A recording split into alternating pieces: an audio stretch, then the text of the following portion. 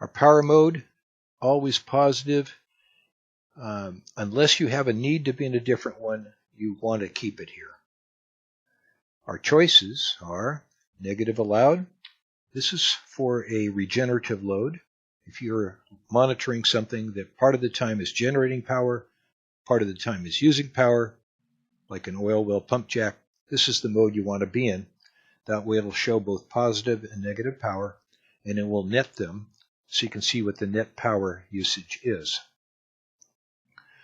Two current power is useful in certain situations where there are two CTs installed, like metering CTs, and you can't tell what the third phase current is. With two current power mode and 3 voltage inputs, you can determine the correct total power, as well as most other things.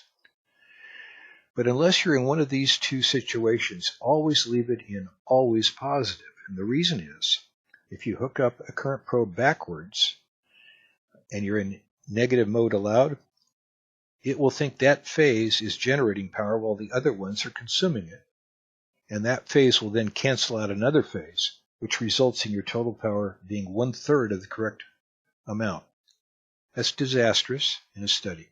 So if you go to always positive, the software in the meter will see that one phase is generating power when the others aren't, and it will say, oh, this current probe is backwards. It'll turn it around in software, and you'll get the correct results. The only issue left would be when you capture a waveform, you'll see that that particular current waveform is upside down because it's 180 degrees out of phase.